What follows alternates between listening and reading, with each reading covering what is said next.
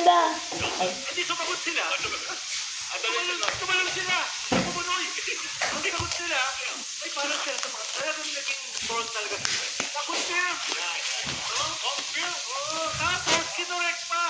Ang walang kwentang political analyst dito. Walang ganyang idiom. Walang hyena in shift. Wow! Sobrang ganda. Sobrang tape. Hyena yung ginamit nila. Anong padala ng picture? Lion King! Parang mga hyena.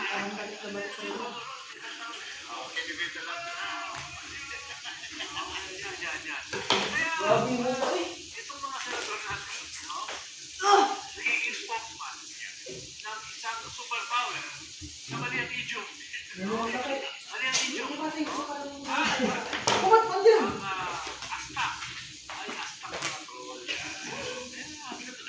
Thank you for proving my point. Exactly. Kaya, May lalagyan pa.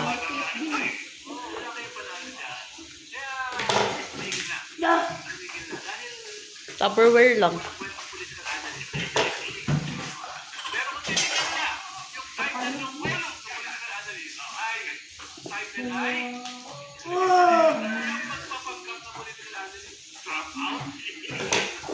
Hindi mo basta magpapalitan ng laman.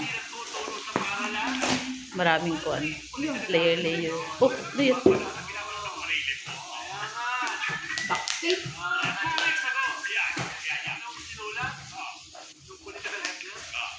Join the revolution. Be a Duct tape yun. Hindi mo basta magpapalit ng laman.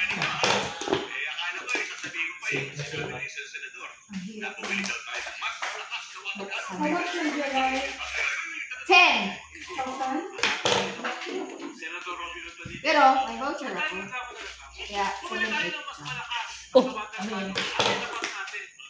Yun! Malapit na! talas.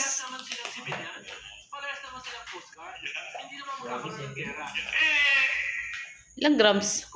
I don't know. Oh, wala sa description. Meron pero hindi ko tinanong. Eyo. May sinend siyang picture ko. Muto eh. Mut lagi. Ano siya? Bayad na yan. Yakash. Kasi Hindi. Online. Shopee! Tupperware lang. hadlo ka. Tapos mapatulong ka. Bato. Ay, wari ko hindi naman papalitan. Talaga. Yan! Yan! Bato! Sing-sing yan. Yun! Ang maliit. Ba't ninyo aawahin yan? Dudurugin Siya! tayo yan. Ipapapraise na. Ay, earrings. Ay, earrings. Eh, Yan. ibig sabihin, pag nakita mo Okay! yung sarili mong nanay o yung sarili mong anak ay hino-hold up ng tatlong tao, hindi mo ipagtatanggol. Dahil tatlo yan eh. Ba't kulalabanan yan? Uyo! Hindi mo pa susuotin. Ipapa-appraise mo muna. Malaman yung totoo. No? Ang makikipag-away ng isang superpower. The second largest economy in the May world. nakalagay dyan.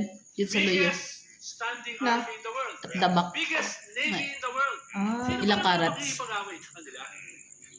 Ano nakasulat? Lalaban lang sa kanila ay yung sinasakop nila.